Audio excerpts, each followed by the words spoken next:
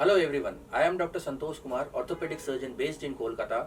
Knee and hip joints have been my specialty on which I have been working since last more than almost 2 decades. I head the Poorva International Orthopaedic Foundation and the Momentum Orthocare. We have had several educated videos on various topics before this, and today we will be talking about the ligament injuries inside the knee. So ligament injuries inside the knees are not uncommon. Knee, as you know, is the biggest joint in the body, and we have two knees, left and right knee.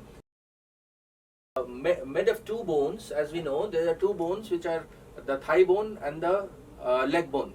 So we can see the anatomy. It's something like that. This is the thigh bone and this is the shin bone, femur and tibia, and this is covered by a group of muscles which are mainly quadriceps and hamstrings, and these are connected inside by ligaments. These two bones, the thigh and the shin bones, are connected inside by ligaments. Now these ligaments are of two types. One is the collateral ligament, which are the extrinsic ligament. Like you can see, these are the collateral ligaments, these are the extrinsic ligaments of the knee. And we have intrinsic ligaments, ligaments which are inside the knee joint, which is ACL and PCL. Now ACL and PCL are the ligaments which are inside the knee joint. They are known as intra-articular ligament. So all total there are 4 ligaments. One is the two collateral ligaments and the two cruciate ligaments. Collateral ligaments are outside the joint, and they compose of medial collateral ligament and the lateral collateral ligament. Now these collateral ligaments are several times injured by means of sprain or twisting injury at knee, but more commonly several times because of the impact, the cruciate ligaments are injured. Now these cruciate ligaments are inside the knee, like these are the cruciate ligaments. The one which goes from front to behind is the anterior cruciate ligament, and one which goes from behind to front is the posterior cruciate ligament. So these ligaments can be injured or they can get ruptured several times, and this is a common phenomenon, and there are various modalities in which it can occur. The commonest one, of course, is sports injuries, like in contact sports like football, hockey, basketball. There can be a twisting injury, direct trauma to the knee, in which these cruciate ligaments can be torn, and most commonly it is the ACL which is torn. Now once the ACL is torn, there is tremendous swelling inside the knee, which is because of collection of blood inside the knee joint, and this is known as hemarthrosis. And this swelling characteristically appears within few hours of the injury. So that is very characteristic of ACL injury. Along with this sports injuries, there are several other means, like there can be a road accident, like a motorcycle accident. There can be a wave injury, like if a person is going inside the sea and suddenly a sea wave comes and clashes the knee, so that injury can be there. So these are the commonest mechanisms of injury of the ACL or the anterior cruciate ligament. And this anterior cruciate ligament injury is manifested by immediate swelling inside the knee. So as you can see, the commonest way is the twisting injury on the knee, and this cruciate ligament gets torn, and we can make out by immediate appearance of swelling within few hours as far as the knee joint is concerned. Once we do an X-ray, X-rays will mostly be normal because the bones are not being fractured in this, the bones are not avulsed in this, so X-ray is normal. Only we can see there is a tremendous swelling in the knee and there is pain after few hours of injury. So if you want to see it, we'll have to do an MRI. We have to do an MRI in which we can see the cruciate ligaments and the torn ligament. So we have to do an MRI to see the anterior cruciate ligament tear. Along with anterior cruciate ligament tear, there are several times the meniscus cartilage is also torn. This meniscus cartilage is the washer between the two bones. Like this is the meniscus cartilage. This meniscus is the washer, the cartilage, washer cartilage, which is between the two bones, the thigh bone and leg bone. So there is a washer-like cartilage which makes the joint more congruous, and that can be torn. That is known as meniscus injury. So this meniscus injury is also not seen in X-ray. One has to do an MRI to see this meniscus injury, and clinically what we can make out is meniscus, the swelling appears delayed. There is delayed appearance of swelling as far as the ACL is concerned, as far as the meniscus is concerned, in comparison to ACL. So the swelling characteristically appears after a day or two of the injury, and the swelling is less than that of the ACL injury, because once ACL is injured, there is a lot of bleeding inside the knee, there is a lot of hemarthrosis, and that leads to tremendous swelling within few hours. So once MRI is done and confirmed, we can do arthroscopy. Arthroscopy is when we put telescope like arthroscope inside the joint, and we visualize the whole joint on a big TV screen. This is what we see in arthroscopy. Through a small joint in the small hole in the knee joint, a telescope, 4mm telescope goes inside, and the entire thing is visualized on a big TV screen. And this is what we see. With the another hole, we put a probe which acts like a finger for palpation, and then we see we pull the meniscus, we pull the ligaments, and we see and we feel the injury, the amount of injury, extent of injury. And so arthroscopy is diagnostic plus therapeutic. What it means is that on one hand, first we see the inside of the joint, how much is the injury, extent of the injury. Now arthroscopy as compared to MRI is a dynamic imaging. What it means is that we can move the knee throughout the range of movement, we can push, pull, and we can feel the structures by using a probe. We can pull it and see the amount of injury. So it is far more diagnostic than what an MRI is, and it is something like seeing with your own eyes what is the extent of injury. So after that, we do the treatment and the therapy in the same sitting. Arthroscopy is seldom used. Knee arthroscopy is seldom diagnostic only. We do not normally do only diagnostic knee arthroscopy, because we do therapeutic knee arthroscopy. What it means is whatever we see, we go ahead and repair it or reconstruct it. So in arthroscopy, first we see the knee, and then we assess the amount of injury, whether it is ACL tear, whether it is PCL tear, whether meniscus is torn. If meniscus is torn, which one of the meniscus is torn, lateral or medial. If lateral or medial is torn, which horn is torn, anterior or posterior horn, whether it is a repairable meniscus injury or it is a irreparable meniscus injury. If it is a repairable meniscus injury, then we try to repair it. Repairable means the meniscus injury is in the red zone of the cartilage, wherein there is still blood supply is there, and we can repair it using meniscus sutures. But if the injury is on the white zone, where it is unlikely to get repaired, then we may have to do some amount of trimming and balancing if there is locking symptoms and all. So all these things, it depends, and once we assess the extent of injury, we go ahead and repair or reconstruct it. As far as ACL is concerned, ACL is sometimes it is repaired in partial injuries, but mostly it is reconstructed, and this reconstruction is generally from our own body tissues, which is known as autograft. That is our own body tissues, and this autograft can be hamstring tendon graft, in which we use quadruple stranded hamstring tendon graft. It can be peroneus tendon graft, it can be quadriceps tendon graft, it can be tendo-Achilles graft. So mostly it is autograft. So this autograft, the advantage of autograft is that it becomes natural. The body accepts it, it reunites with the body, and it becomes almost like natural, or even better than natural sometimes. So it becomes our own part, body part. One of the recent advances in this has been endo bracing, internal bracing. Now what it means is like in autograft, there may be some amount of time when it takes to consolidate and the graft to become strong and strengthen. So during that time, to protect the graft, to give immediate strength to the graft, so that the person can start walking from the very next day, climbing stairs from the very next day, can join office within 7 days. So if you want to give immediate strength to the graft, we use something called internal bracing, wherein the graft is reinforced by non-absorbable materials like fiber tape or some suture material. So this is known as internal bracing, to give immediate strength to the graft, and there is no waiting, so that there is no waiting period as far as the graft is concerned, for it to consolidate and to strengthen itself. And nowadays fiber tape is also being used. Sometimes allograft is being used, but allograft is uncommon. It is uncommon. What we use is autograft, mostly hamstring tendon or some other tendon graft, and we reinforce using internal bracing or fiber tape for immediate strength. To reconstruct the ACL tendon, a tunnel is made in tibia and in femur, and this fixation is done by loop or by bio screw or bioabsorbable screw or calcium hydroxyapatite screws. So basically the graft is taken and tunnels are made in tibia and femur, All these things are done arthroscopically, that is by keyhole surgery.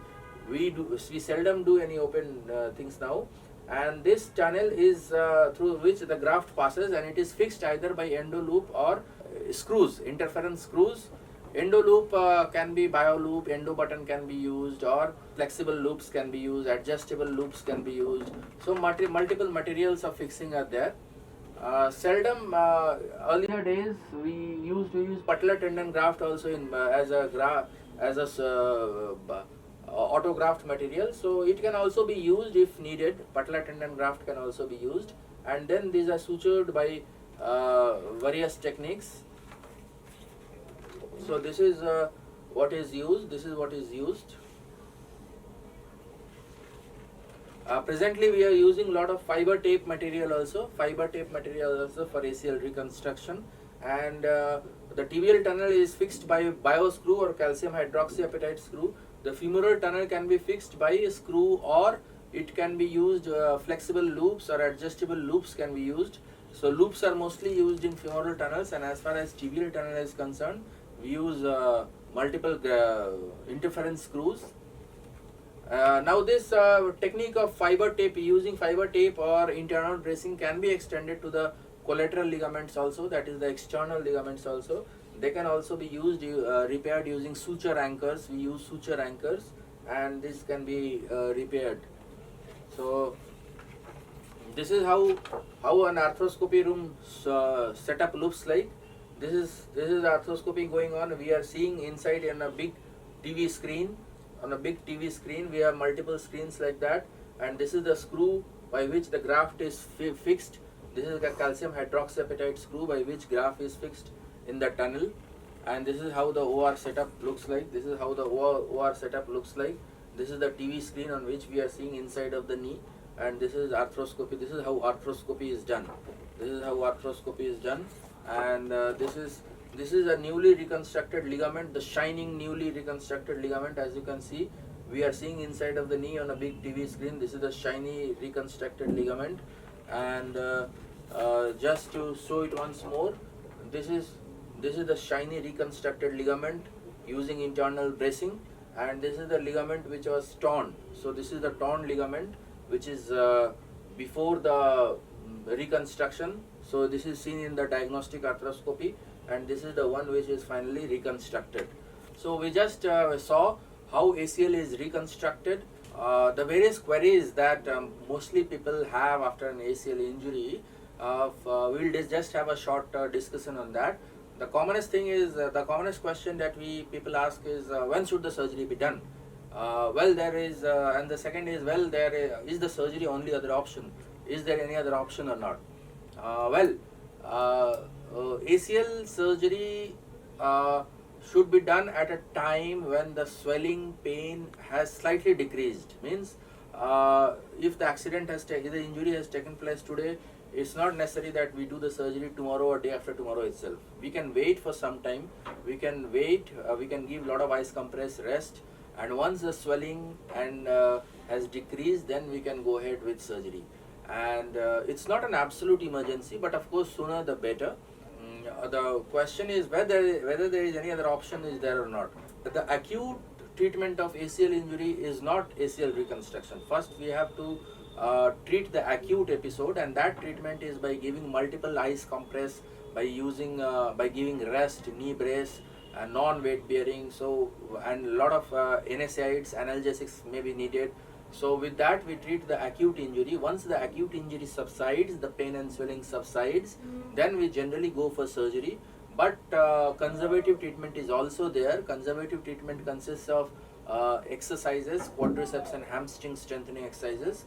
Normally we use closed chain exercises, that is in which both quadriceps and hamstrings are exercised together.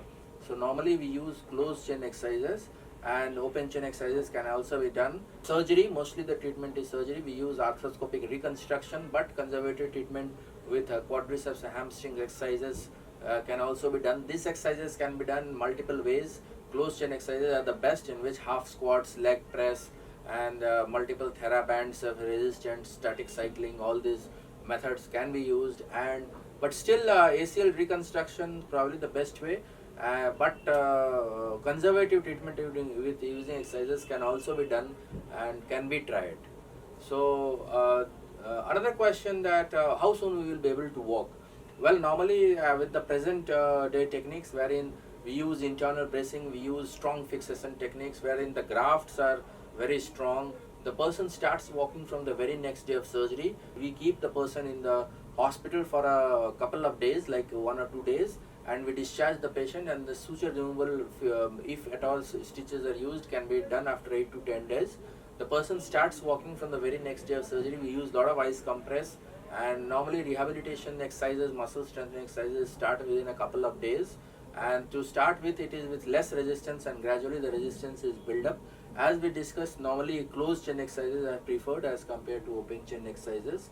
And exercises are very important because the muscle strengthening is the key for any joint surgery, any joint problem, whether it is arthritis or a ligament injury. Muscle strengthening is very important, and we have to develop both the quadriceps and the hamstring muscles. So muscle strengthening is very important. The role of physiotherapy is there, definitely there. It can be done once physiotherapist teaches you, it can be done on your own also. We also facilitate exercises by giving multiple charts, diagrams and videos. So after the running will start by 2 to 3 months, and gaming starts by football playing, or contact sports may take around 6 months to start. So these are the common queries. Another common query that we get is allograft, can allograft be used? Well, allograft can be used, but autograft is far superior than an allograft, because autograft cannot be rejected. It becomes incorporated and it becomes like an original ligament. So that is the beauty of the autograft. It is far superior than allograft. Of course, autograft can be strengthened by using internal bracing techniques and using fiber tapes, but using any fiber tape alone, like fiber tape or any synthetic material alone, is also not the solution, because synthetic material will never become like a natural ligament. It will never become like a natural ligament as compared to hamstring tendon graft or any autograft, which will become absolutely like a natural ligament. So using synthetic material only is also not the solution. So normally we use hamstring tendon graft, quadruple stranded hamstring tendon graft with internal bracing. The fixation techniques that nowadays is being used is interference screws for tibia, and it gives very strong fixation. The material used is bioscrew or calcium hydroxyapatite screws. These screws get incorporated with bone and become like natural bone. And as far as the femoral tunnel is concerned, we use endoCL or the femoral loops. So these are the ones that are used as far as the fixation techniques are used. Rehabilitation is very important, and if there is any associated meniscus injury, of course it has to be repaired. We always repair meniscus injuries, because meniscus injuries can several times be more disabling than the ACL injuries per se. So meniscus injuries have to be repaired, and if meniscus injuries are repaired, the rehabilitation protocol may vary slightly, but we take care of everything. So we just had a discussion on the multiple options in ACL tear. If you have any query, please feel free to WhatsApp us at 9831911584 or 62899962271. You can WhatsApp at this number, and I repeat again, the WhatsApp numbers are 62899962271, or you can email us at santdr@gmail.com, santdr@gmail.com.